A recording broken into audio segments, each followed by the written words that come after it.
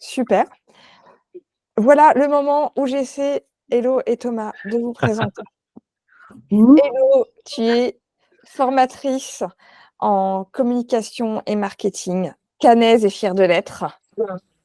Tu fais partie de la formation Surf de Thomas Burbidge depuis pratiquement 2 ans. Tu bouillonnes d'initiatives, tu as fait venir, Thomas en conférence à Caen, tu as un média à côté, tu as fait beaucoup d'interviews, tu as notamment interviewé Philippe Manœuvre. Thomas, depuis 2018 ou 2019, tu as lancé le podcast Young, Wild and Freelance et je vous prie de m'excuser pour mon accent anglais pourri. Et ta mission, c'est d'aider les freelances, les indépendants à vivre une activité épanouissante. Je n'ai peut-être pas les mots exacts, je te laisse me corriger juste après. Pourquoi je vous ai invités tous les deux? Ça vient d'une conversation que j'ai eue avec Hello en janvier, où j'avais donné un exercice à mes étudiants en marketing, en leur disant: imaginez une expérience en visio, on a 3 jours pour faire vivre la meilleure expérience qui soit. Qu'est-ce qu'on pourrait mettre en place? Pour moi, c'est une vraie question, en fait. La visio fait partie de notre monde, d'indépendants, que ce soit entre nous, avec nos clients ou autres. Moi, je suis passionnée de pédagogie et il y a pas besoin d'être enseignant pour avoir besoin de pédagogie dans les échanges et du coup, je trouvais que c'était un sujet super intéressant. Là, j'ai fait le lien avec une expérience que Thomas réalise tous les ans depuis 1 an ou 2, qui consiste justement à faire vivre la meilleure expérience qui soit à des indépendants pendant 3 ans sur une conférence dont tu vas nous parler après, Thomas. Hello a participé à cette conférence et elle l'a trouvée absolument passionnante et l'idée est venue naturellement.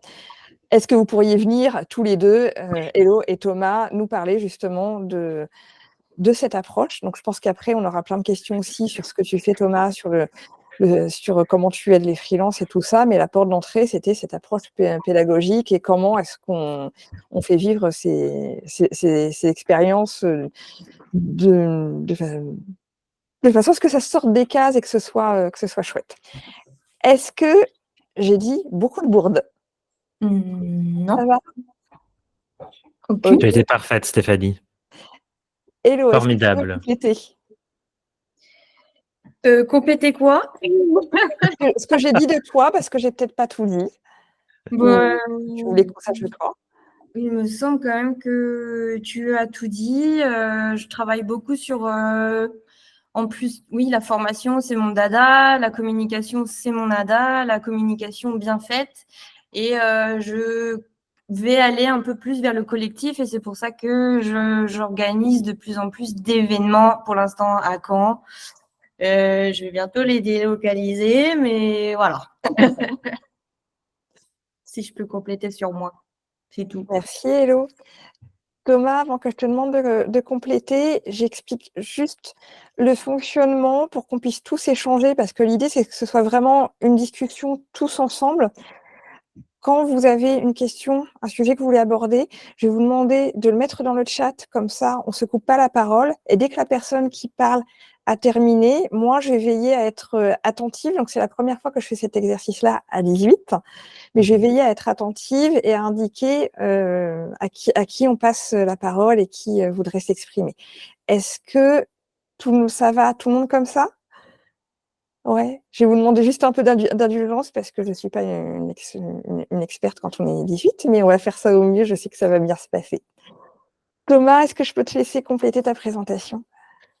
Bah, écoute, en vrai, tu as dit de très belles choses, mais si je redis la petite phrase classique, j'ai créé une entreprise qui s'appelle Kaleidoscope Horizon Inc. On est une entreprise d'accompagnement et de formation pour les entrepreneurs solo, avec plein de modalités d'accompagnement. Mais ce pourquoi on nous connaît, je pense, le mieux, et c'est ce à quoi participent Hello et Marjolaine aussi qui sont là. C'est un programme d'accompagnement sur 2 ans, avec du coaching, des séminaires présentiels, de la formation en ligne, enfin voilà, plein de différentes ressources pour avancer dans son aventure entrepreneuriale. Si je peux me permettre, ta particularité, c'est pas seulement de faire enfin, pas seulement, je vais être très maladroite dans mes mots, mais là, on en voit beaucoup des accompagnements, on va faire le plus gros CA possible. Oui.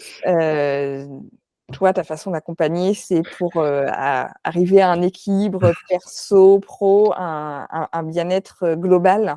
Oui, je voulais pas plonger trop vite dans tous les détails parce que sinon ça peut prendre un moment, mais je réponds à ça si tu en as envie, hein.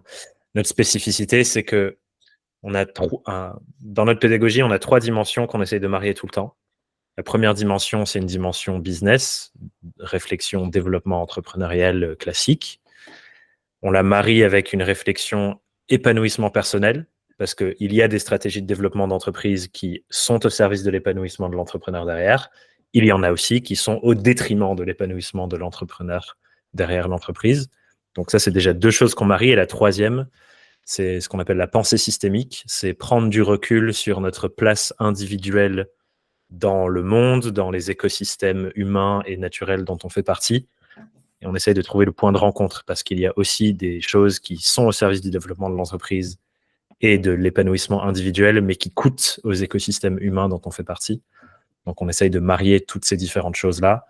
Donc, ça nous mène à faire du coaching et de l'accompagnement business par le spectre du féminisme, par le spectre de l'écologie, par le spectre de la domination patriarcale ou du racisme. Enfin, voilà, c'est des choses qui sont prises en compte dans notre manière d'accompagner.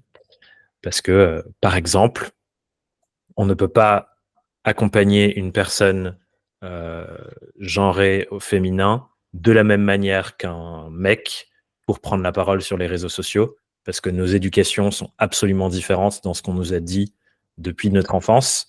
Et donc, on n'a pas les mêmes problématiques quand on découvre qu'il faut créer du contenu sur LinkedIn. Du coup, voilà, il faut prendre ça en compte dans un accompagnement, quoi. Ou de la même manière, on ne peut pas considérer qu'un enjeu pour une maman sur l'organisation ne dépend que de sa manière de gérer son calendrier, là où cette même personne prend toute la charge mentale du ménage, des trucs à la maison, de sortir les enfants. C'est une charge mentale beaucoup plus grande qu'un jeune gars de 20 ans qui se lance à son compte. On ne peut pas faire le même truc sur l'organisation à ces 2 personnes. Donc voilà, ça c'est un peu la spécificité. Je vois dans le chat tout le monde qui dit oui, trop grave pour la maman et tout ça, c'est exactement ça. Et du coup, toute cette démarche-là, là, je fais le lien avec ce fameux séminaire de 3 jours, même si après on va parler de plein d'autres choses. Mais 4 jours. Mais- waouh, ok. Et puis, ouais, c'est celui en ligne dont tu parles, je pense, Steph. Oui. Oui, alors il y en a plusieurs. Là, c'est celui en ligne qui, pour moi, est un vrai défi parce que tu parles de l'épanouissement des personnes dans leur entreprise, mais ça, tu l'appliques dans ta propre entreprise. Je vois bien, pour avoir vécu une de tes conférences, que tu fais en sorte, dès le départ, que tout le monde se sente en sécurité dans l'expérience qu'il vit, que tout le monde se sente bien. Tu intègres tout ça, et quand je vois que tu intègres tout ça dans un séminaire de 4 jours en visio, dont tout le monde va dire que c'était génial et passionnant. Moi, a priori, tu me mets devant même, je sais pas, Dave Grohl, Leonardo DiCaprio en visio pendant 4 jours. Donc, je dis ça à la rigolade, mais n'empêche, on a tous vécu la visio. Il y a un moment où on en a marre. Donc, ce qui m'intéresse, c'est de savoir qu'est-ce qui se passe, qu'est-ce qui se passe pour que les gens aillent dire oh, c'est extraordinaire. Est-ce que je peux partager, si je partage une vidéo là, est-ce qu'on voit le son? On entend le son ou pas? C'est pas très grave sinon, mais Je pense, oui, qu'on va entendre. je me demande. Bah écoute, ah oui, also share tab, parfait. Parce que j'ai une petite vidéo pour que les gens qui savent pas de quoi on parle se projettent un peu dans l'expérience. C'est juste un rapide aperçu, ça fait 45 secondes et ça donne un regard. Là, normalement, vous voyez mon écran avec YouTube ouvert. Hein. Ouais, c'est ça, merci beaucoup. Bah, comme ça, les gens se projettent dans de quoi on parle. C'est du coup un séminaire sur le marketing qui dure 4 jours. Et je vous laisse voir à quoi ça ressemble.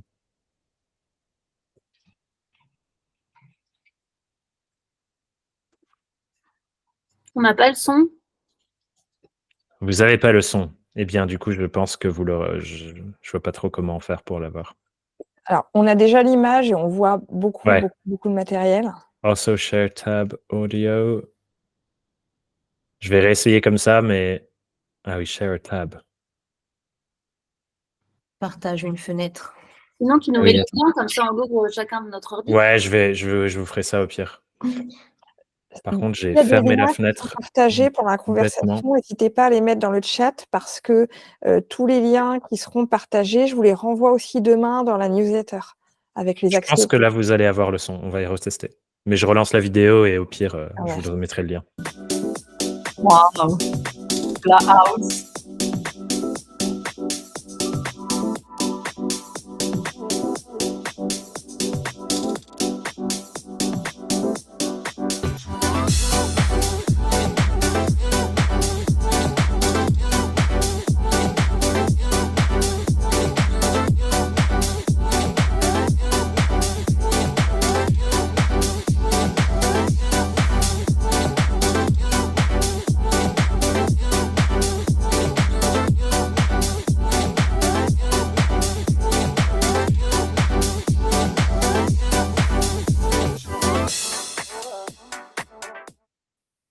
Oh. Voilà, ça fait.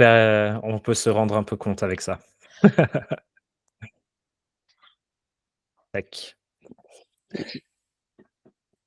Et en gros, ah oui, tu l'avais pas vu cette vidéo, Hello. Effectivement, c'est un peu une petite exclue. Est-ce que tu veux que j'explique un peu, Stéphanie? Oui, je veux bien. Et puis, je vais laisser aussi Hello compléter de son point de vue de ce Oui, parce que Hello et Marjolaine, Marjolaine, elles l'ont vécu comme participantes. Du coup, en fait, c'est un séminaire de 4 jours sur le marketing. Et je vais vous raconter la petite histoire qui arrive derrière. C'est un des 5 séminaires qu'on fait dans notre programme d'accompagnement de 2 ans. Et la première fois que je l'ai fait, il a duré 2 jours et j'étais assis sur la table de ma cuisine en visio comme ici pendant 2 jours avec, je ne sais plus combien de slides j'ai, mais je vais vous les ressortir pour vous dire. Mais en gros, sur ce séminaire, il y a 720 slides. Donc, je pense la première édition que j'ai fait, il y en avait peut-être 400, peut-être 700. J'ai approfondi le matériel au fur et à mesure. Mais autant vous dire que c'était 2 journées très longues à être juste assise derrière notre ordinateur comme ça en visio, avec moi qui déroule des slides. Peu importe à quel point c'est intéressant et pertinent le contenu, ça reste long. Et je me suis dit, OK, comment je fais pour améliorer l'expérience pour moi déjà, parce que assis derrière mon ordi juste à parler dans un ordinateur pendant 2 jours, c'était long, mais aussi et surtout pour les autres et pour l'attention. Stéphanie l'a super bien dit tout à l'heure, conserver l'attention des gens sur quelque chose qui est aussi important que le sujet qu'on traite, parce qu'en vrai, le marketing, c'est un peu l'oxygène de toute entreprise. C'est hyper dur à faire.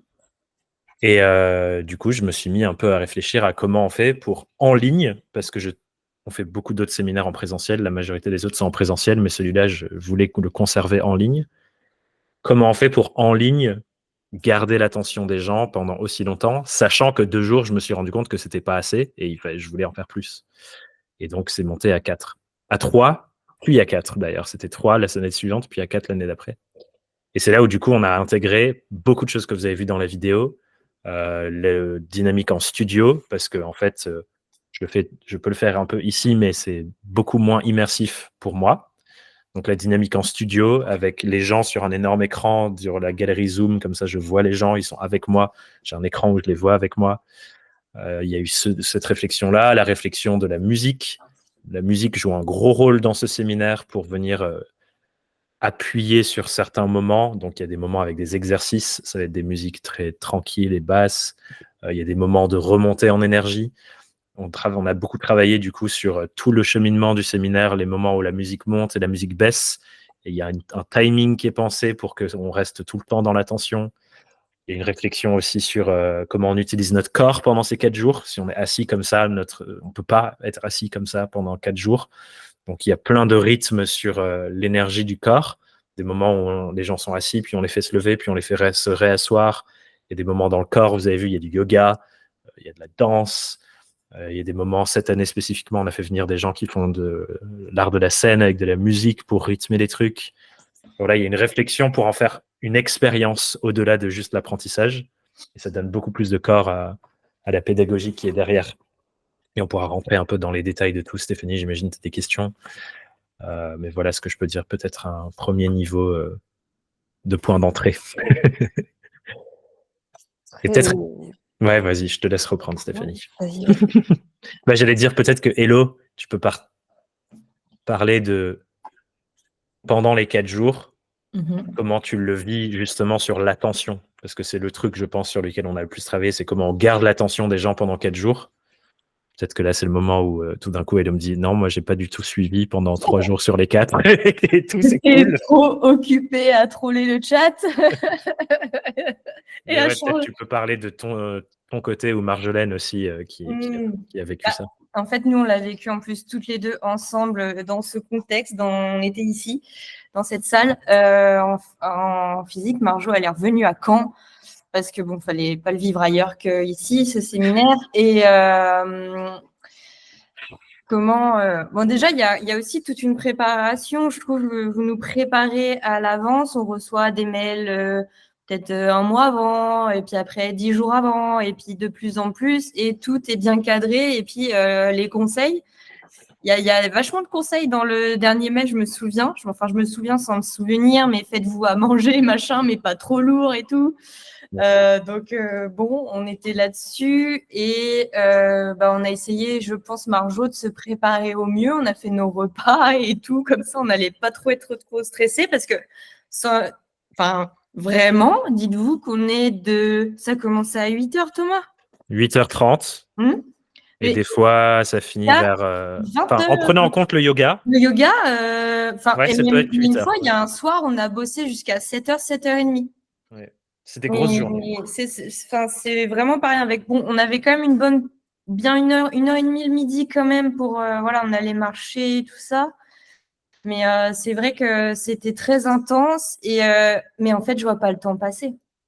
Moi, j'ai pas vu les journées passer. Il y a eu des journées très dures, mais c'était pas au niveau de la tension. Enfin, c'était un petit peu comme si on a tous fait des études et c'est comme si un peu on a une grosse journée d'études et on s'en est pris plein la face et on se dit oh là là, je vais jamais y arriver, c'est trop dur, machin. Bon bah voilà, c'était juste dur pour ça, mais sinon au niveau de la concentration, moi j'ai rien vu passer et c'est vrai que c'était génial. Et ça, un petit point pour répondre au niveau émotionnel, c'est aussi un des points clés dans la manière dont on structure le séminaire en coulisses, de réfléchir à où sont les pics et les baisses émotionnelles et comment est-ce qu'on fait pour accompagner ça au mieux. Une des dimensions de ça, c'est les petites salles.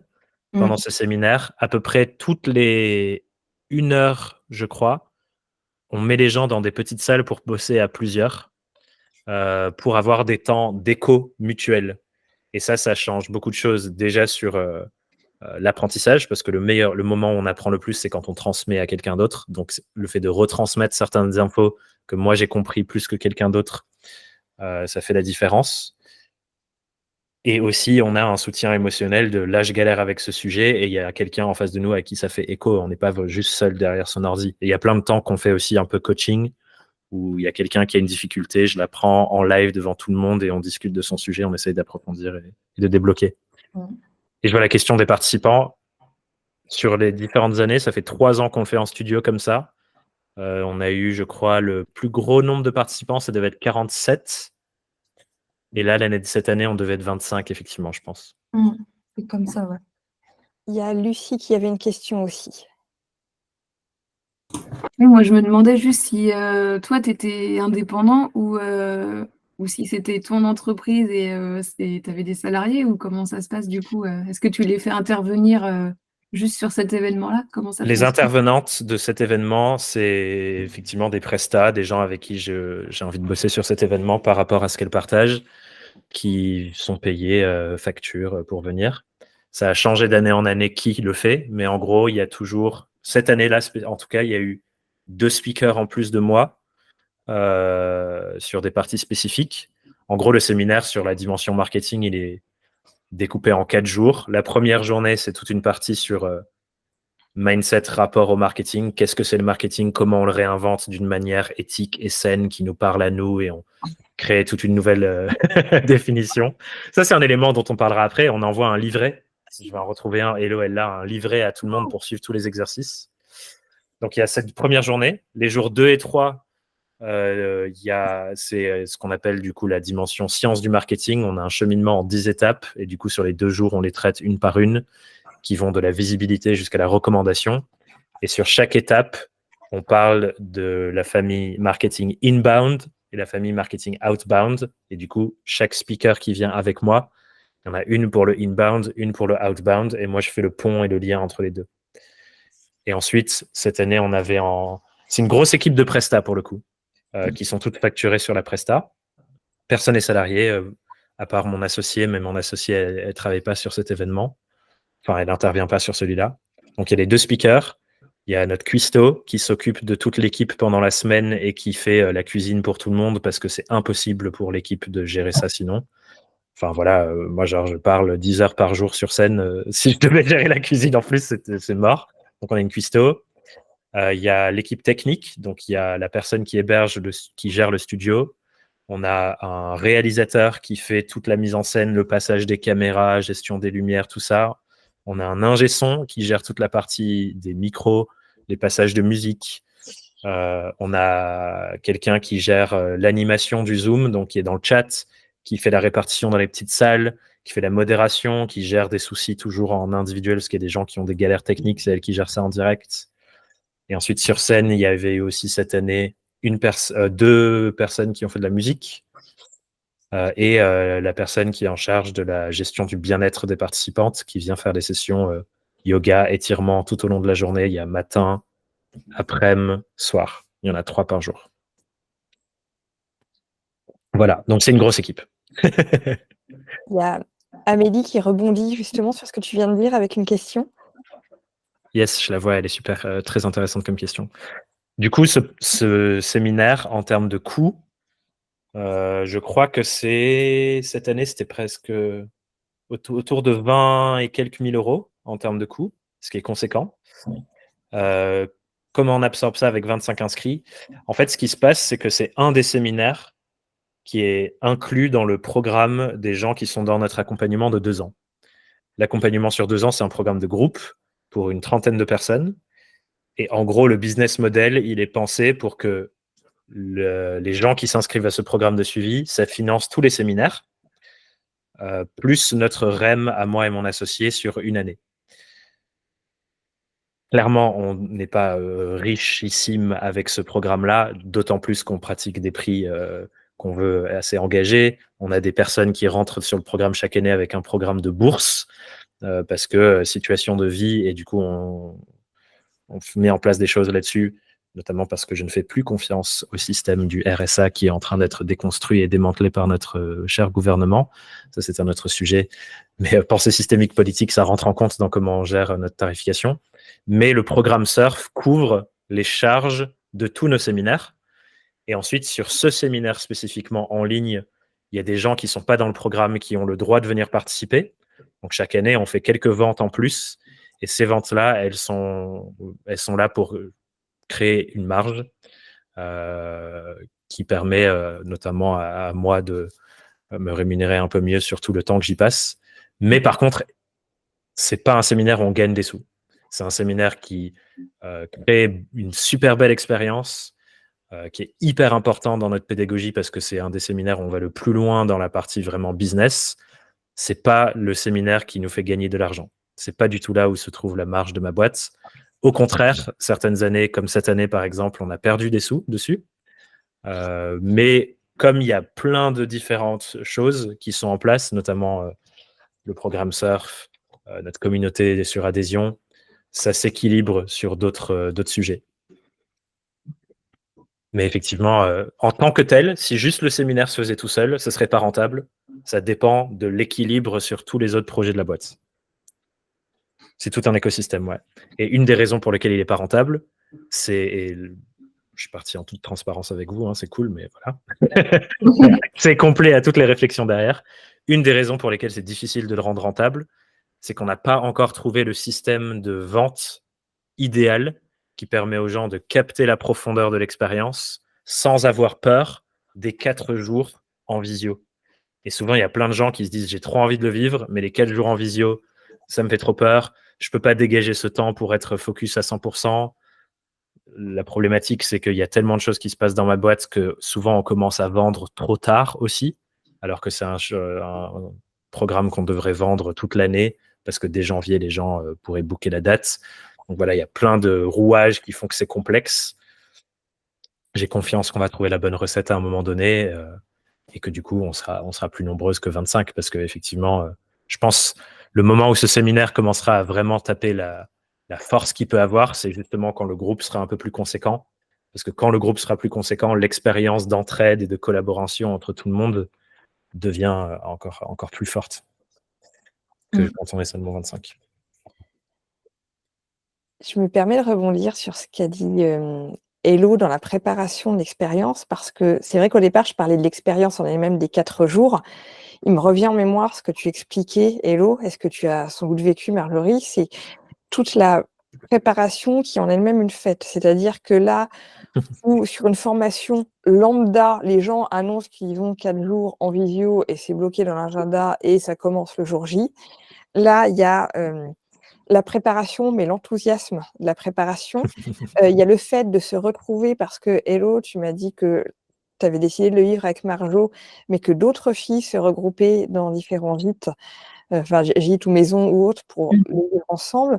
Et tu me dis si je me trompe, Hello, mais j'ai l'impression qu'au-delà de le vivre comme une formation pour ton entreprise, tu l'as vécu comme 4 jours pour toi et comme une fête, et tu attendais ça, tu savais que ça allait être intense, que tu allais être fatiguée, mais tu attendais ça comme un cadeau que tu te faisais. Est-ce que je me trompe dans ce que j'ai cru comprendre? Absolument pas, ouais. Et d'ailleurs, c'est marrant parce que j'étais en train de penser à ça. C'est trop ça.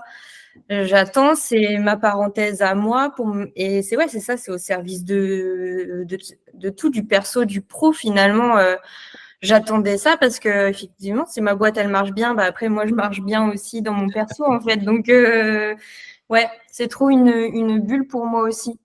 Mais sachant que, voilà, on l'a compris, tu suis le programme Surf depuis 2 ans. Tout ce que tu as vécu en termes d'expérience longue, c'était en réel. La première fois que tu t'es dit que tu allais avoir un séminaire en 4 jours, même si voilà, tu connais Thomas, tu sais ce qu'il fait, tu sais tout ce dont il est capable et tout ça, tu t'es pas dit à un moment, voilà, 4 jours, ça va être compliqué. C'est-à-dire que le signal qui était envoyé avant, tout le schéma de préparation et tout ça, tu avais déjà mis dans le bain de waouh, je sais que ça va être top. En fait, j'essaie de comprendre à quel moment les gens réalisent quand on commence à te connaître, Thomas, parce qu'on sait que tu fais pas les choses comme tout le monde et que tu vois grand et tout ça, mais à quel moment ils prennent conscience que ça va être quelque chose. Moi, à chaque fois que je dis qu'on m'a je n'ai pas les mots, mais que je dis qu'on m'a rapporté une expérience de vidéo où il y avait même des violonistes et des musiciens sur scène, on me dit: «C'est quoi ce truc?» Réponds Hello et je répondrai après moi. Alors déjà, c'était pas ma première expérience en ligne. Il y avait eu avant un petit séminaire qu'il appelle, oh là là, mon anglais, Business Foundation Days. C'était un petit séminaire de 3 jours, hein, Thomas? C'est 2 jours. 2 et demi même. Ah bon? Bah, tu vois, dans ma tête, il a duré plus longtemps. Et là, cette fois, moi, je l'ai vécu toute seule. Marjo était là, mais pas avec moi. Et comment je me suis... Mais en fait, c'est que les journées sont tellement bien gérées, on s'ennuie pas et c'est tellement ouf ce qu'on apprend. Et puis, il y a un truc de pouvoir du collectif, au fait. Tu sais, on a vraiment un groupe et au fil des heures, il y a une espèce de cohésion, on s'entend tous bien. Tu te fais 2-3 copains alors qu'on est en virtuel. C'est comme dans les classes quand on est en études et tout. Et après, moi, je tripe avec eux et tout et je suis à fond dedans, quoi. Et ouais, je crois que j'attends aussi beaucoup de la promesse du séminaire. Et moi, à chaque fois, ça s'est révélé, ça s'est prouvé, en fait. La promesse s'est prouvée.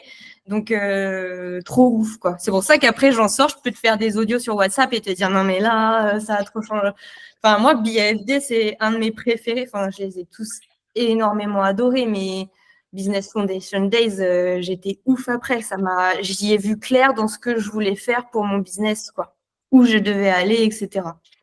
Mais est-ce que je pense, pour répondre à ta question initiale, Stéphanie, de à quel moment tu captes ce qui va se passer, c'est que on tease pas mal. Toute l'année, je tease. Ouais. Et surtout dans Surf, je leur dis, quand vous allez faire ce séminaire, les gars, vous n'êtes pas prêts. Je commence à leur parler un peu des éléments. Il y a ce petit moment où je commence à mettre une petite vidéo, ou alors dans un cours qu'on fait, parce que du coup, on a des rendez-vous plusieurs fois par mois dans le programme où je dis, bon, ben ça, après, on le verra à EMI. Et je pense qu'il y a tout ce truc-là où il y a la tension qui monte, qui monte, qui monte. Dans le programme Surf, comme ça dure 2 ans, on lance une nouvelle promo chaque année. Et donc, les promos se croisent.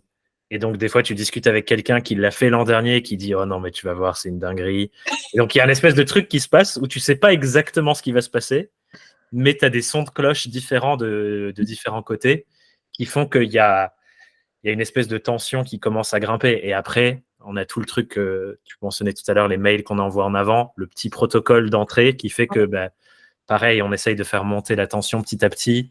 Il y a le moment où tu reçois ça chez toi, tu commences à regarder le contenu, tu vois des petites photos, tu commences à... Tu vois, on embarque les gens petit à petit dedans. Et une fois que tu arrives, du coup, il y a la musique qui part, il y a les trucs, il y a les grandes images avec le timer qui descend. Et le début du séminaire, je crois que ça dure à peu près 1 heure et demie. C'est que moi qui pose le cadre et qui explique et qui tire le fil de pourquoi est-ce qu'on met en place tout ce qu'on fait. Et j'essaye d'apporter, parce qu'en fait, il y a plein de rituels pendant ces 4 jours. Et je peux pas juste les balancer comme ça en mode c'est parti, go, on commence à parler marketing. Donc, tout le début du séminaire, il est sur réflexion sur la pédagogie, qu'est-ce qu'on fait là, pourquoi est-ce que ça fait sens quand je vais vous dire de vous lever et de sauter avec la musique, pourquoi est-ce que c'est pertinent en termes de pédagogie. Et donc, tu vois, on rentre petit à petit dans une espèce de petit univers partagé pendant 4 jours. Et il y a vraiment un timing dans les choses, quoi. Donc, je pense qu'il n'y a pas un moment boum où tu te dis, oh là là, ça va être fou. C'est genre, pas par pas. Et tout d'un coup, tu te retrouves, comme vous le voyez sur la vidéo, où tu as 50 personnes, 30 personnes dans un Zoom chez eux avec la musique à fond en train de danser. C'est trop drôle parce qu'à chaque fois, les gens, dans leur contexte, c'est différent, mais il y a quelqu'un l'année dernière, il y avait sa mère dans la pièce d'à côté. À chaque fois qu'il y avait la musique et que c'était le moment retour dans le corps pour mettre un peu d'énergie, sa mère venait et se mettait à danser devant le truc aussi. Enfin, c'était n'importe quoi. Et c'est trop bien, ça crée de la joie, quoi. Et je pense que c'est ça le truc, on a essayé de faire une expérience que tu vis presque comme un festival alors que tu es en train de bosser. Et du coup, tu te rends même pas compte que tu es en train de bosser parce que c'est optimisé pour le plaisir. Et je pense que c'est ça aussi qui fait que ça passe aussi vite, Hello, c'est que le but, c'est qu'on kiffe pendant 4 jours. En fait, tu as une démarche du UX designer. Tu as vu où pouvaient être les points de friction dans l'expérience que tu offrais à tes clients et tu as réfléchi à comment les améliorer. Je pense que c'est des problématiques que nous, on a tous. Quelles que soient les missions que l'on fait, on veut que nos clients soient les plus satisfaits possibles, quelles que soient les différentes étapes. Et à chaque fois, il y a toujours enfin pas le réel, j'ai pas le mot exact, mais il y a toujours le concret, on va dire. J'ai pas les mots ce soir, je suis désolée. Et il y a l'émotion, et c'est toujours l'émotion qui l'emporte. Donc comment, quelles que soient les étapes que l'on est, l'émotion peut être la meilleure. Et la question que je me pose, c'est que tu expliques que tu es parti d'un séminaire de 2 jours où tu étais, je crois, dans ta cuisine tout seul, à cette expérience assez dingue. Je sais que tu fais pas les choses au hasard et que tu t'es pas dit d'un seul coup: «Ah tiens, on va mettre un violon». Je sais que tout est pensé et réfléchi. Tu t'es posé des questions pour améliorer cette expérience. Est-ce que tu peux nous expliquer un peu comment... J'imagine que tu as testé des choses, que tu as peut-être interrogé des personnes, que tu as peut-être demandé des retours des personnes qui ont participé au premier séminaire. Est-ce que tu peux nous dire un peu comment tu as réfléchi à ça? Ouais, clairement, la comparaison avec l'UX est très pertinente. Il y a eu première version, discussion avec chaque personne, je note tous les points de friction et à chaque fois, il y avait déjà cette réflexion de la qualité du contenu, qui est un premier pas, mais surtout l'expérience autour du contenu. Et je pense pour les gens ici, il y en a plusieurs d'entre vous qui font de la formation ou de la communication, ou de la formation, de la pédagogie. Si vous êtes dans une salle et les gens, vous n'arrivez pas à capter leur attention dès le début, vous pouvez raconter le meilleur cours du monde et leur filer la Bible. S'il n'y a pas l'attention qui est captée dès le début, on s'en fout du contenu, quoi. Et donc, le contenant est tout aussi important que le contenu. Donc, j'ai toujours eu cette double réflexion quand je questionne les gens sur comment ils ont vécu leur expérience, pour essayer de capter ces différents signaux. Donc, dans le tout premier formulaire que j'avais fait, il y avait une des questions, c'était à combien sur 10 c'était dur d'être devant l'écran pendant 2 jours, peu importe ce que je racontais. Et en dessous, j'ai dit pourquoi est-ce que tu as mis cette note et comment on peut l'améliorer. Et ça, c'est une question que je repose plein de fois à chaque fois. Et d'année en année, on voit les trucs qui changent. Par exemple, un des changements qu'il y a eu cette année par rapport à l'année d'avant, donc l'édition 2022, on faisait du yoga matin et soir. Et il y a beaucoup de gens qui ont trouvé que c'était pas assez accessible et pas assez inclusif pour des personnes qui ont des difficultés physiologiques avec des maladies, par exemple. Et du coup, un des changements qu'on a fait cette année, c'est de se dire comment on fait pour que les sessions retour dans le corps soient plus inclusives pour des personnes qui ont du mal. Et du coup, ça a changé notre manière de réfléchir à la chose pour essayer d'intégrer ça davantage. Donc, c'est classique, hein. On fait l'expérience, il y a des formulaires de questions qui partent, on approfondit avec les personnes avec qui on veut du quali en même temps. Et même moi, pendant que j'anime le séminaire, il y a une partie de ma tête qui observe tout ce qui se passe et qui note tous les points de friction. La personne qui fait l'animation du chat, c'est aussi une partie de sa fiche de poste. Quand elle vient animer le séminaire, c'est observer les points de friction et prendre des notes pour que l'année d'après, on les améliore. Et du coup, clairement, le séminaire ne ressemble en rien à celui qu'il était au début, parce que juste chaque année, on pousse le curseur un peu plus loin sur tous les différents sujets. Genre, le livret, ça a été une création une année, parce que je me suis rendu compte que les gens passaient trop de temps à réécrire les questions des exercices dans leur carnet qu'ils ne pouvaient passer à réfléchir à l'exercice lui-même. Donc, je me suis dit, bah ok, je vais leur écrire toutes les questions en avance et je leur donne. Ouais. Ils ont juste à remplir les cases. C'est genre un cahier de vacances, tu vois. Et en fait, ça a changé tout. Ils ont gagné peut-être 3 heures d'écriture pour le séminaire complet à ne pas avoir les questions, de ne pas avoir besoin d'écrire les questions. Ça n'empêche Bref, pas de faire 1000 captures d'écran quand même, mais c'est trop bien. Bien sûr. Et Je sais pas si l'autre, ça répond à ta question. ah, complètement, complètement. Et ça répond complètement à mon ressenti. Pour moi, tu avais procédé avec cette démarche du X-Design, c'est-à-dire que par itération, on ne cherche pas à faire parfait du premier coup parce qu'on ne peut pas faire parfait sans avoir testé. Et on se sert des feedbacks pour faire des boucles et améliorer à chaque fois. Donc, Hello, j'ai l'impression que toi, tu as dû le vivre. Tu as dit que tu avais fait 2 séminaires en ligne. Même si c'était 2 séminaires différents, j'imagine que chaque séminaire en ligne bénéficie de l'expérience des précédents. Hello, est-ce que tu as senti du coup ces évolutions-là?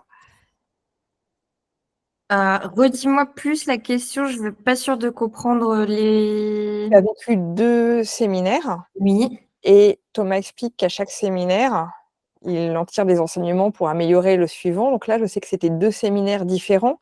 Et j'imagine que tu as dû percevoir quand même ce principe de boucle et d'amélioration. Ou alors c'était 2 séminaires tellement différents. Ouais, en fait, moi, c'est que je suis le chemin. Un peu, je les ai plutôt suivis dans l'ordre, je crois, Thomas, pour presque. Enfin, j'ai fait Deviens-toi, BFD et EMI. oui, tu as plus ou moins fait. Après, ils ne sont pas pensés dans un ordre comme ça. Mais... Oui, c'est vrai qu'on peut prendre n'importe quel ordre, mais en fait, moi, ça suit une ascension logique finalement.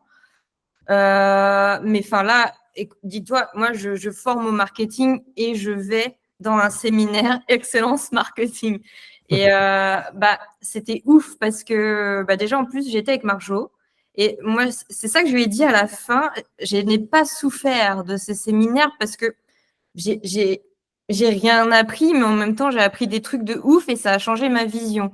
En plus, moi, ma particularité, c'est que quand j'étais étudiante, j'étais nulle en marketing. Et d'ailleurs, j'ai toujours contact avec mon prof de marketing et il trouve ça ouf que je l'enseigne aujourd'hui. Mais j'y comprenais rien, je voyais ça, j'avais une vision et des biais. Enfin, j'avais des préjugés sur le marketing. Pour moi, c'était un truc de vendeur de tapis, machin. Et Thomas, il apaise tout ça. Et du coup, moi maintenant, ce que m'a appris Thomas, c'est ce que je veux apprendre à mes jeunes. Sa manière de faire et tout, ça me parle beaucoup plus. Et du coup, désolée de parler comme ça, mais c'est de la dinguerie. Mais c'est trop ouf. Et à côté de moi, j'avais Marjolaine qui est pas forcément autant à l'aise que moi sur le marketing et tout. Et je la voyais avoir plein d'insights et se dire waouh, mais ça, c'est un truc de ouf. Je connaissais absolument pas. Je veux trop faire ça comme ça. Enfin, c'est trop, trop bien. La différence entre. Pardon, vas-y, je te laisse finir. Je rejoins vraiment, je redis encore, il y a vraiment aussi un truc de. Il y a aussi nous, les participants, qui amenons quelque chose aussi à cette expérience, je trouve. Il y a vraiment un lien qui se crée et de voir ce qu'on chemine, ce qu'on construit, etc., ça apporte vraiment. Ouais. La différence entre les deux séminaires que Hello a fait, Stéphanie, il y en a un, c'est vraiment sur des sujets très terre à terre de gestion d'entreprise. Celui que j'anime ici chez moi. Donc, il y a un petit peu de cette réflexion de rester dans le corps et ainsi de suite. Ça reste présent parce que c'est important, peu importe l'expérience d'apprentissage. Mais je ne peux pas le faire dans le même contexte studio et ainsi de suite parce qu'il y a beaucoup de trucs. On ouvre un Excel de prévisionnel financier à l'année et tout le monde doit le remplir, tu vois. Et donc ça, pour moi, être dans le bon contexte, faut que je sois chez moi avec mon ordi, je peux faire partage d'écran. Du coup, il est moins intense et moins structuré, un peu en mode festival, que celui sur le marketing. Et du coup, je reviens à ce truc de contenant et contenu. Le contenant de Business Foundations Day, la partie vraiment gestion, est optimisé pour le contenu. Et le contenant de celui-là est optimisé pour le contenu de celui-là parce que c'est pas les mêmes expériences à l'intérieur, quoi. Et il y a un autre truc que je voulais partager pour illustrer le niveau de détail dans la réflexion de l'expérience. Un truc qu'on a changé cette année dans le livret, c'est qu'il y a les pages avec les parties là, qui sont plus épaisses et cartonnées, parce que chaque partie correspond quasiment à une journée. Et du coup, au début de la journée, plutôt que de galérer, putain, on est à page combien, juste en faisant ça, ça s'arrête tout seul au niveau de la partie du livret. Et ça, c'est des petits détails à la con, mais je sais parce que je voyais les gens à l'écran galérer avec leur livret, essayer de retrouver la page, ils ne savaient pas. Et du coup, on s'est dit, cette année, il faut qu'on puisse. Et ça, pareil, c'est une designer qui a bossé dessus, c'est pas moi qui ai trouvé cette idée, mais on a réfléchi au truc de, OK, comment on fait pour que les gens utilisent cet outil. Hello, elle le garde avec elle. Enfin, la plupart des participants, ils l'ont après dans leur bureau, ils le réouvrent, ils re-regardent le contenu. Ça devient un outil de travail derrière, quoi. Donc, c'est pensé aussi pour ça.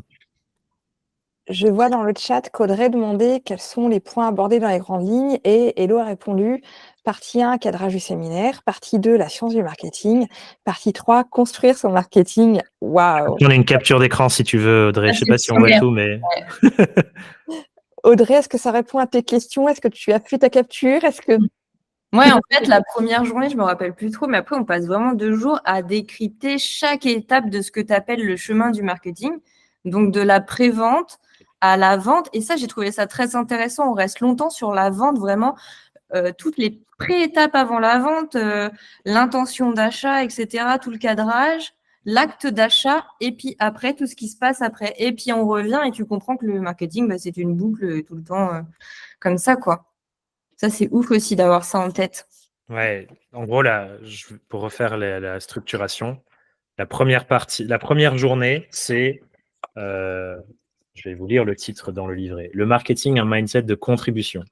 Donc, le but de cette première journée, c'est de recalibrer ce qu'on pense du sujet qu'on va traiter. Si je rentre tout de suite dans la partie stratégique, j'omets le fait que toutes les personnes qui arrivent dans la salle ont des croyances et une relation au sujet complètement différentes. Et du coup, selon les croyances et la relation au marketing de chaque personne, la manière dont on va entendre la suite, radicalement différent. Si je suis convaincu, comme le disait Hello, que le marketing, c'est de la manipulation, sa capacité d'écoute et d'ouverture à ce que je vais raconter pendant les 2 jours suivants ne va pas être la même que quelqu'un qui vient et qui est déjà amoureux ou amoureuse du sujet. Donc, c'est pour ça que tout le début, c'est une partie de cadrage, une journée entière, pour que tout le monde soit acteur et actrice de le marketing. Pour moi, maintenant, ça veut dire ça. Et pendant le reste du séminaire, je vais apprendre des outils pour le mettre en matière. Si je ne fais pas la première journée, les gens n'écoutent pas pareil, ne reçoivent pas pareil et ne digèrent pas pareil tout le contenu de la suite. Donc, je pourrais dire les meilleures stratégies du monde. Les gens ne vont pas les accueillir. Et ensuite, du coup, jour 2 et 3, c'est reprendre les différentes étapes de ce qu'on appelle ce chemin du marketing. Donc, c'est en gros la relation avec une personne du moment où on la rencontre jusqu'au moment où elle nous recommande activement à d'autres personnes. On a découpé ça en 10 étapes. Et ces 10 étapes sont rangées dans 3 chapitres. Tout ce qui se passe avant la vente, tout ce qui se passe pendant la vente et tout ce qui se passe après la fin, la fin d'une mission. Et du coup, jour 2, tout ce qui se passe avant la vente. Et on va voir toutes les différentes stratégies. L'idée, c'est pas de dire il faut faire ça. L'idée, c'est de dire voilà le panel de la réflexion de fond. À toi de construire ta stratégie dans ton cas spécifique. Et du coup, tous les jours, on prend du temps. Donc, par exemple, dans la partie pré-vente, la première étape, c'est découverte, visibilité. On voit des stratégies inbound, outbound. Et à la fin, c'est OK, tu as 15 minutes avec tout ce qu'on a vu. Comment toi, tu veux incarner ça pour toi? Qu'est-ce qui te parle? Qu'est-ce qui te plaît? Donc, il y a des gens qui vont dire ah ouais, moi, j'ai trop envie d'aller faire le tour de tous les événements présentiels de mon sujet dans ma ville. Et il y a des gens qui vont se dire oh là là, ça me fait trop peur. Je vais plutôt avoir une stratégie basée sur création de contenu et création de liens en ligne là où je me sens plus protégé.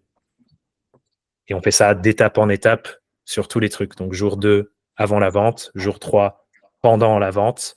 Et le jour 4, c'est les 2 dernières parties sur après la fin d'une mission, plus la construction de son plan d'action sur l'année entière.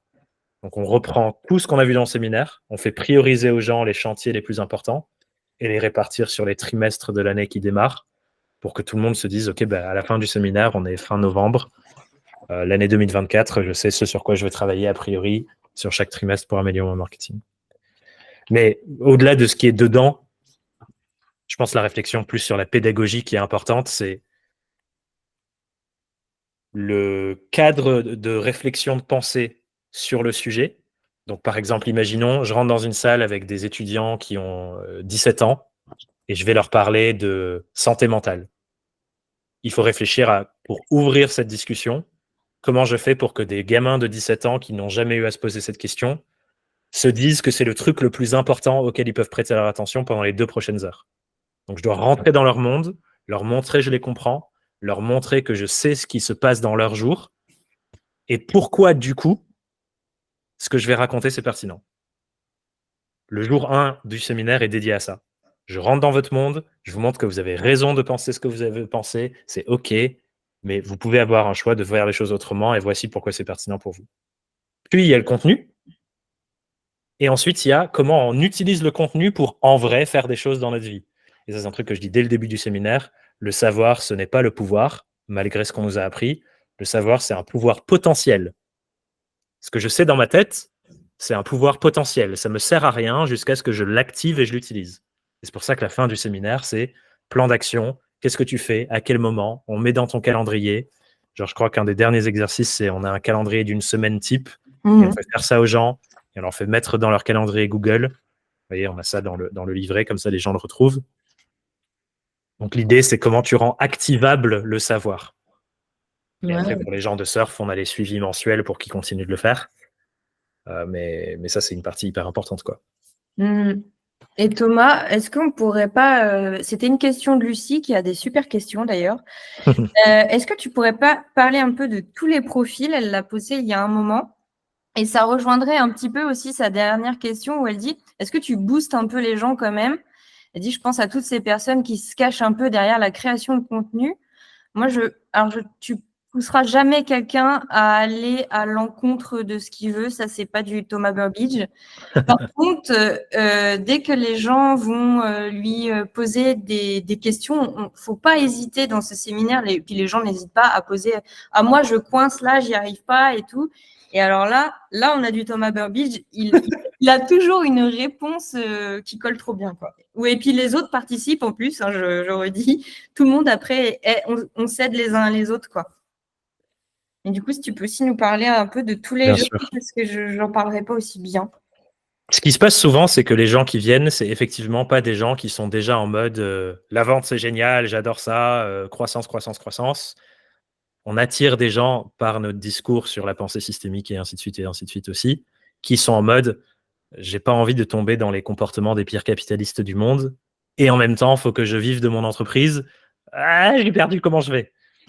D'où la première journée qui est aussi importante sur repositionner la vente dans l'esprit des gens. Mais du coup, on a des profils qui vont de je démarre, j'ai aucune compétence en marketing, en communication et en vente, et je suis complètement perdu. J'ai besoin d'un cadre de réflexion pour structurer ma pensée. On a aussi des gens qui sont à leur compte depuis pas mal de temps, mais qui n'ont jamais structuré leur pensée et qui sont en mode j'ai fait ci, j'ai fait ça, ça a marché, j'ai pas trop d'ordre, ma stratégie c'est je fais les trucs qui me passent par la tête et Inch'Allah. Et du coup, ces gens-là, on les aide à restructurer. Et après, il y a le profil, il y a des gens qui viennent chaque année depuis 2-3 ans parce qu'elles savent que si elles ne vont pas dans un endroit dédié pour, elles prennent pas le temps pour bosser sur leur stratégie et prendre du recul et analyser. Et du coup, il y a des gens, je sais que le séminaire de Thomas, c'est les 4 jours que je m'octroie chaque année pour prendre du recul sur mon marketing, analyser ce qui a bien marché, pas bien marché, repenser ma stratégie, et du coup, qui réutilisent le processus d'année en année pour refaire la même chose. Donc, elles apprennent peut-être moins que les gens qui découvrent, mais c'est un autre usage, et du coup, il est tout aussi intéressant parce qu'il y a quelqu'un là qui l'a fait cette année, je crois, pour la 3e fois, et qui me dit j'ai réentendu des choses que je ne pouvais pas entendre la première année, mais la 3e année, j'ai enfin compris. Et ça, c'est un truc, je pense, qu'on peut toutes retenir pour vous ici qui faites de la pédagogie avec vos clients, avec des jeunes ou des choses comme ça. La répétition. Nous, on sait ce qu'on sait. Donc, on a l'impression que c'est débile et qu'il n'y a pas besoin de le redire. Les gens qui l'entendent pour la première fois, des fois, on a besoin d'entendre la même chose 10 fois, dit de manière un peu différente. Et c'est la 10e fois qu'on pipe en mode « c'est ça !» Et nous, en tant que formateurs et formatrices, on a tendance, je pense, à sous-estimer à quel point ça, c'est vrai. Vous n'imaginez pas à quel point le truc autour du client idéal, bordel, qu'est-ce que j'en parle depuis 2019, bordel, qu'est-ce que j'en ai marre, bordel, qu'est-ce que ça reste tout aussi important pour tout le monde, même aujourd'hui. Et donc voilà, c'est mon taf, de reparler des mêmes choses de manière différente, essayer de trouver des nouveaux angles pour faire capter aux gens, prendre en compte la réalité des personnes en face. Donc voilà, et est-ce que je booste les gens? Bien sûr. Une des grandes dimensions du coaching, c'est aider la personne à trouver les propres réponses en elle-même et la secouer quand elle se raconte du gros bullshit. Et donc, pendant le séminaire, il y a des moments, on l'a vu un peu dans la vidéo, où il y a moi et la personne en face et c'est une interaction coaching pendant le séminaire. Et ben, des fois, il y a besoin d'aller poser une question un peu secouante pour que la personne se dise « Ok, c'est bon, je me raconte de la merde, je sais ce qu'il faut que je fasse maintenant. » Et ça arrive souvent, surtout sur le marketing, parce que on peut avoir tendance à avoir des pensées ou des idées ou des choses qui sont seulement conçues par notre psychologie pour nous protéger des trucs inconfortables qu'on sait qu'on devrait faire, mais on a peur d'y aller, et donc on trouve une autre idée pour se protéger. Et ça arrive très régulièrement à nous toutes, à moi, à n'importe quel être humain. Notre cerveau et notre psychologie est optimisé pour nous aider à éviter l'inconfort, pas nous aider à faire le truc le plus pertinent. On est fait pour éviter l'inconfort à tout prix. Et donc, des fois, faut rééquilibrer. Ok, j'entends que tu as peur de ça, mais qu'est-ce qui te semble, si on enlève l'équation, la peur de l'équation, tu penses que tu ferais quoi? Enfin, bref, voilà, avec ce genre de questions, on peut petit à petit trouver la vérité. Et ensuite, se poser la question, ok, comment on y va malgré la peur? Et ça, c'est souvent quelque chose qui va se passer ensuite. C'est mon plan d'action, je l'ai. Il me fait un peu peur. De quoi j'ai besoin pour l'activer malgré la peur? Et ça, je pense que nous toutes, en tant que formateurs et formatrices, on doit avoir ça en compte aussi. Notre taf, c'est plus aider les gens à faire les choses concrètement, surtout celles qui font peur, que de leur donner les compétences ou les connaissances théoriques. C'est absolument passionnant et t'en parles avec tellement de conviction. Et justement, j'aimerais faire la passerelle vers un autre sujet. Tu me dis si ça te va. Là, tu as expliqué par le biais du séminaire et d'autres choses comment tu aidais les indépendants. Est-ce que tu peux nous parler de ton parcours à toi d'entrepreneur? On est tous ici entrepreneurs. Tu t'es pas réveillé un matin comme ça en disant: «Tiens, je vais faire le programme surf». C'est bien plus complexe que ça. Est-ce que tu accepterais de nous partager un petit peu ton parcours? Ouais, grave, avec plaisir. Je pense que le déclic, il arrive. Enfin, il n'y a pas de déclic. Il y a des événements de vie qui font que petit à petit, à un moment donné, c'était le truc le plus sensé à faire avec ce que j'avais vécu. Donc, instant parcours en amont de ce qui me pousse à l'entrepreneuriat. J'ai grandi et vécu à la campagne au fin fond de Dordogne. Mes parents étaient un peu hippies alternatifs. Du coup, j'ai vécu ici à la campagne avec la frustration de il se passe rien. Dès que je veux faire quoi que ce soit, il faut que j'essaie de convaincre mes parents de me trimballer pendant 45 minutes en voiture pour aller quelque part. Et du coup, ça a créé un espèce de drive en moi qui n'était pas vraiment le mien, mais qui était, je pense, plus le rêve de la société pour moi de je veux devenir quelqu'un, je veux faire des choses importantes et grandes, patati patata. Ce qui me mène à un moment donné à arriver à Paris pour faire mes études en marketing, à Paris-Dauphine, en alternance. Et le moment marquant, je pense, en tout cas en post-rationalisant, parce que je ne sais jamais exactement si c'est vraiment ça, mais voilà, c'est ce qui s'est passé dans mon cheminement mental depuis. Je finis ma première semaine en alternance. Je suis en cabinet de conseil à la Défense et j'ai la sensation d'avoir gagné au jeu de la vie, costard cravate, ma petite mallette en cuir. Je suis en mode, ça y est, je suis parti pour gagner, avoir les plus gros salaires qu'on peut avoir en France. Et le vendredi, je rentre de chez moi à pied. J'ai un appel de l'hôpital de Périgueux que je loupe, puis je les rappelle. Enfin bref, péripétie. Mais en gros, ce qui se passe, c'est que mon père a fait une rupture d'anévrisme et ma mère m'appelle au téléphone pour dire faut que tu rentres à la maison pour débrancher la machine, quoi. Enfin, à l'hôpital. Et ce genre d'événement, pour ceux et celles qui ont vécu un décès inattendu pour des personnes aussi proches que parents, frères et sœurs, enfants, etc., vous savez à quel point ça bascule le monde sur la tête. Et ça m'a poussé dans des réflexions sur le sens de la vie, enfin voilà, ce qu'on vit pendant un deuil.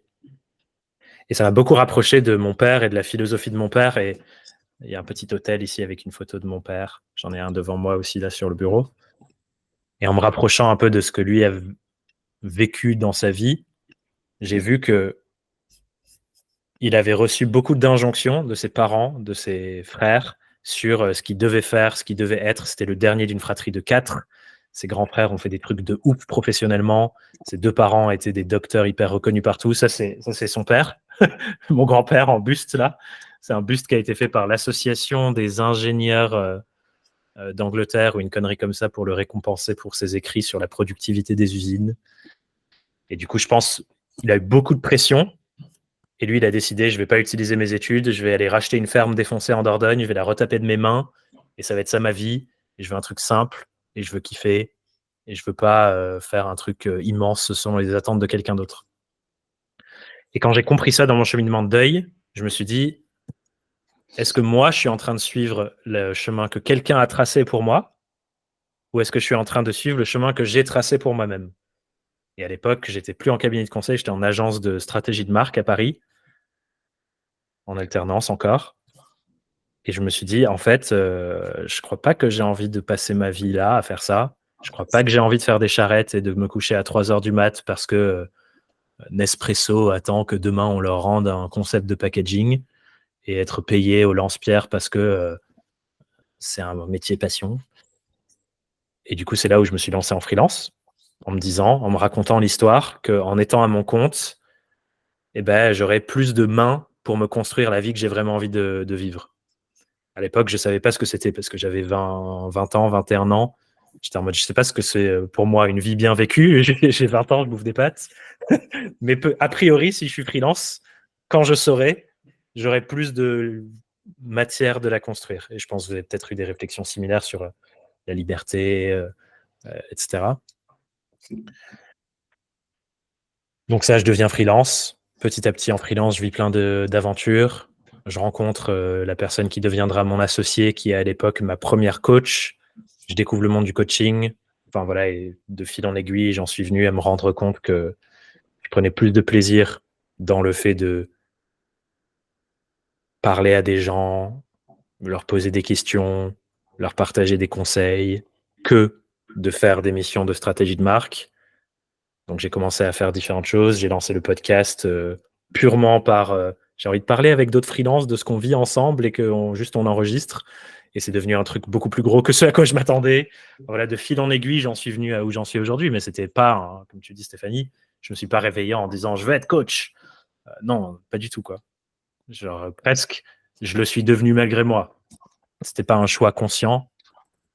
Jusqu'au jour où, par la force des choses, c'est ce qu'on me demandait et j'ai décidé d'arrêter l'émission de stratégie de marque et de continuer la partie formation, pédagogie. Et aujourd'hui, je me retrouve on est 2 associés, on fait des événements comme ça. Dans 5 ans, je sais pas du tout où j'en serai, mais il se passe des trucs un peu magiques. J'ai l'impression Voilà. que là où il y a de la magie, toutes les personnes que je peux côtoyer et qui sont vraiment portées par cette force-là que tu dégages, j'ai l'impression que ça vient toujours d'événements ou de pensées ou de quelque chose qui est profondément dans les tripes, en fait, que ça vienne d'événements marquants ou pas, mais j'ai l'impression que ça vient toujours des tripes et c'est ça qui donne la force à chaque fois d'avancer et d'aller plus loin. Ce que tu mentionnes, c'est le lien avec le monde émotionnel. Au tout début du séminaire, je reviens sur la pédagogie. Je parle des différentes formes d'engagement qu'il nous faut pour faire une pédagogie qui va vraiment nous marquer et dont les gens vont se souvenir. Un de ces éléments, c'est l'engagement émotionnel.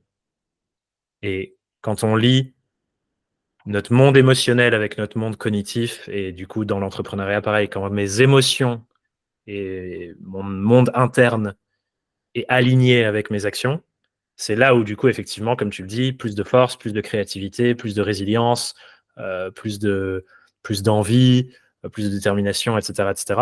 Et dans l'apprentissage, c'est pareil.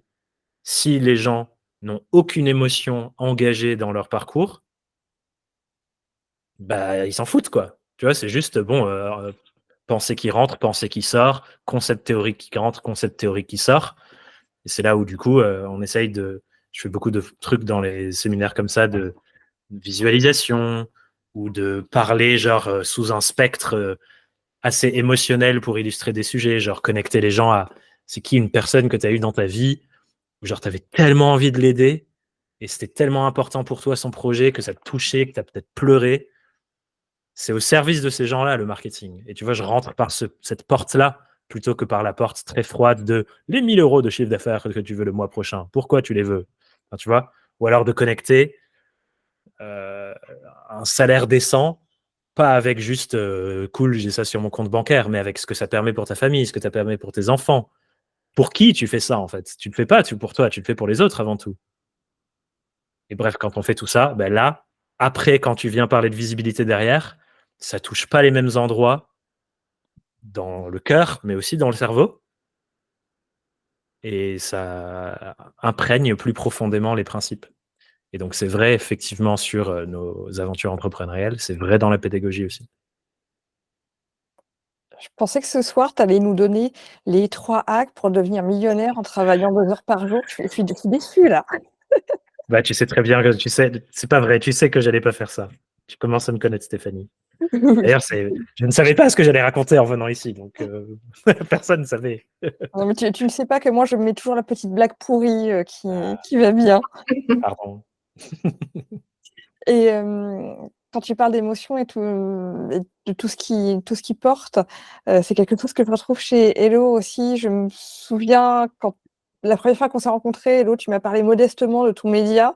Tu en parles d'ailleurs toujours modestement. N'empêche que tu as ce truc au fond des tripes à chaque fois qui te porte un peu plus loin. Alors, tu en parlais tellement modestement que je me suis dit: «Elle s'enferme dans sa chambre et puis elle fait un épisode de podcast à l'année et voilà». Et un jour, tu annonces que tu vas interviewer Philippe Manœuvre à Deauville. C'est le genre de choses, il y a que les tripes qui peuvent te mener sur la durée à avancer comme ça. Est-ce que toi aussi, tu veux nous partager un peu ton parcours? Waouh! Ouh là là, ouais, pourquoi pas. Je sais pas si je vais arriver à faire un truc aussi, Moi, j'étais dans l'émotion de Thomas et tout. Mon parcours, ouais. Ouais, parce qu'il est marrant, c'est vrai, j'y pensais. On commence par les études parce que à chaque entretien et à chaque démarrage de cours, quand je me présente, je dis toujours, moi, j'ai adoré mes études. D'ailleurs, c'est ça aussi qui peut-être m'aide dans les séminaires de Thomas, c'est que j'ai le petit côté bon élève. Moi, j'ai toujours mon cahier, mes stylos, ma gourde et tout, tout est prêt. Non, mais j'ai trop kiffé. Je voulais être journaliste.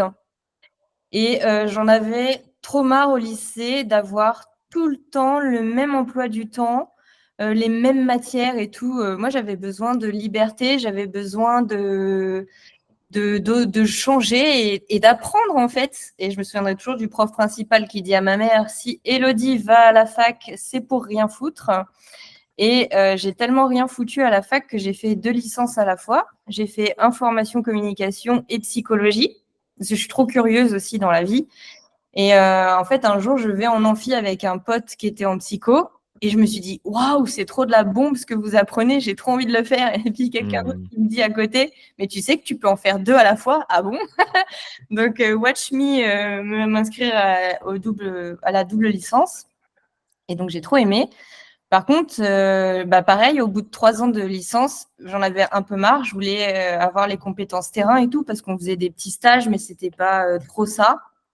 Et puis, à côté de ça, c'était il y a plus de 10 ans les études. J'avais un petit blog et puis je montrais tout ce que j'aime à Rennes. J'habitais en Bretagne à l'époque. Donc, je montrais tout ça. Et j'ai fait un master en école de commerce en alternance. Et ouais, ma première patronne, c'était Geneviève de Fontenay. Je minimise toujours ces marqueurs de crédibilité. Et pareil, j'ai trop kiffé. Finalement, je n'ai pas fait journaliste parce que j'avais la flemme de passer les concours dans les écoles. Mais j'ai découvert les métiers de la communication et je trouvais que tu peux faire tout ce que tu veux. Enfin, j'ai vraiment, j'adore la com et tout ce qu'elle peut nous permettre de faire. Et quand j'ai eu fini mes études, ça y est, on y arrive. Moi, je me suis dit que je n'allais pas prendre un CDI. Et en fait, j'avais un projet, c'était d'accompagner les artistes de musique dans leur début. Donc, il fallait faire les Facebook, les sites internet, tout ça. Et à côté de ça, ouais, j'ai commencé à créer mon média, mais je ne savais pas que ça allait être un média. En fait, j'ai juste créé un site web et j'avais 4 autres potes qui voulaient écrire dessus. On avait tous notre patte et tout. Et en fait, on écrivait tous les jours. Et en fait, ça, c'est génial pour le référencement sur Google, surtout à cette époque-là. Parce qu'à cette époque-là, les autres médias, genre Rock and Folk, c'était un grand magazine de musique, lui, il n'avait pas encore son site internet et tout et tout.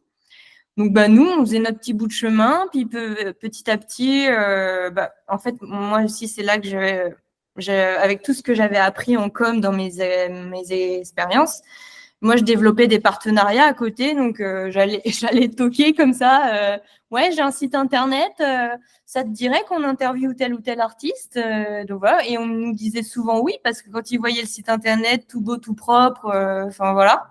Je me suis retrouvée, pour la petite anecdote, à interviewer la fille de Balavoine sans savoir que c'était la fille de Balavoine. D'appeler ma mère à lui dire « J'ai passé une interview horrible, la fille, elle a fait que de me parler de son père, j'ai pas compris. » Ma mère me redise « Mais répète-moi le nom, Johanna Balavoine. » Mais Élodie. Donc voilà.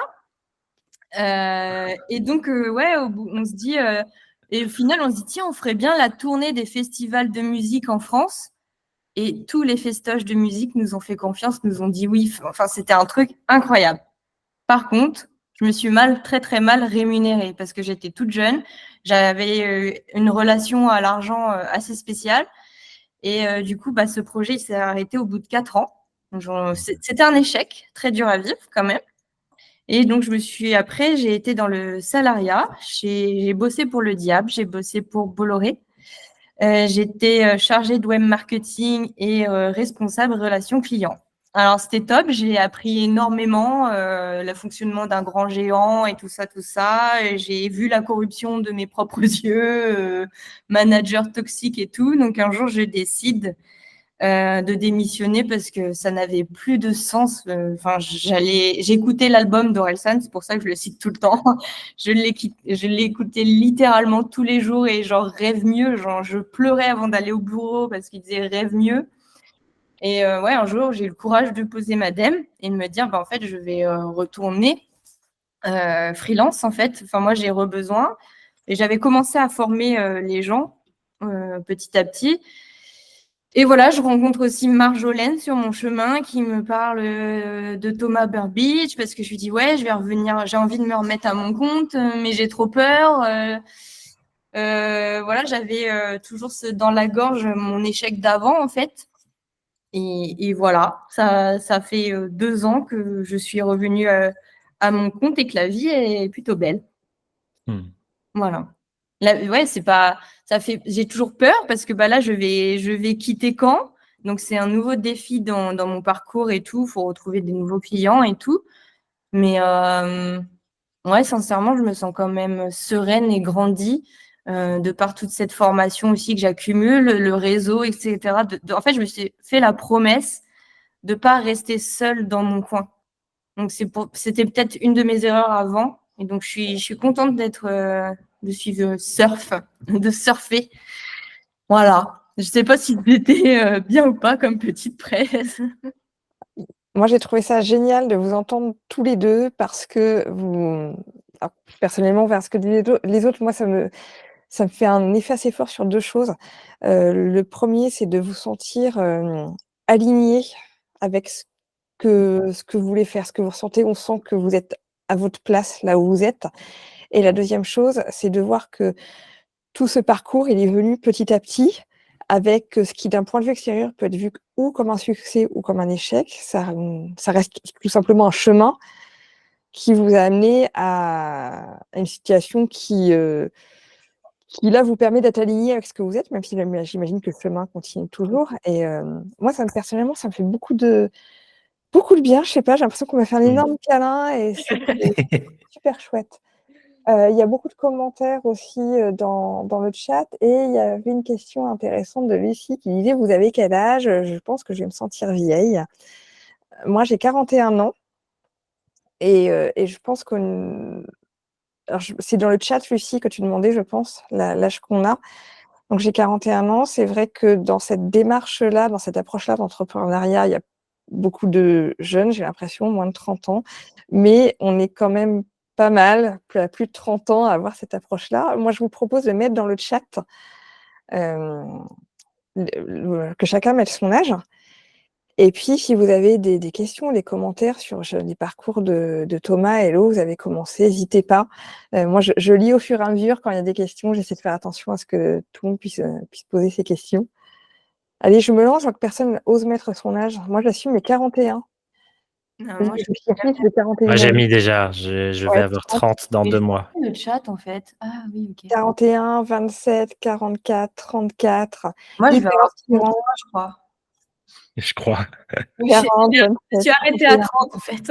Après, 34, 36, 33, 38. oui, pas tout. 33 et pas toutes mes dents, 45. Je vais dire un truc sur l'âge que je dis souvent d'ailleurs aux gens qui se jugent là-dessus quand elles viennent dans nos accompagnements. Moi, je suis jaloux de la sagesse de l'expérience de vie accumulée de personnes qui ont 45-50 ans. Parce que j'arrive même pas à imaginer ce que ça doit être d'avoir vécu toutes ces différentes expériences, tous ces différents regards, aventures, rencontres, et de se dire j'ai tout ça comme matière première à mettre au service de mes réflexions et de mes projets. Ça doit être tellement riche. Donc vraiment, s'il vous plaît, ne jalousez pas la jeunesse. Vous avez des atouts que moi, à 30 ans, je n'ai absolument pas, quoi. Donc j'ai hâte d'ailleurs de vivre ça. Je vais prendre mon temps, vous inquiétez pas, je ne vais pas accélérer le temps, mais j'ai hâte de voir Thomas à 60 piges, c'est quoi ses pensées, c'est quoi ses envies, c'est quoi ses idées. Il fera des séminaires de 100 jours. Je pense pas. Je pense que j'en aurais peut-être marre. Hein. Si je peux me permettre, je voudrais juste partager un échange que j'ai eu avec ma fille quand j'ai pris 40 ans, parce que ma fille, autour d'elle, entendait ah, un an de plus, ah, je vieillis, tout ça. Et du coup, quand j'ai pris 40 ans, ou 39, je ne sais plus, elle me demandait si j'étais triste de ça. Et je ne suis pas du tout dans cette approche-là, et j'étais un peu étonnée. Et je lui ai dit que cette année de plus que je prenais, c'était une année de plus, on avait pu chanter des chansons de Disney à tue-tête en partant le matin à l'école. C'est une année de plus où j'ai pu me marrer quand je l'ai vue essayer de marcher avec mes chaussures qui étaient encore trop grandes. c'est une année de plus où j'ai pu la voir lire ses premiers mots, parce qu'elle apprenait à lire et que je me sentais riche d'une année de plus et Mmh.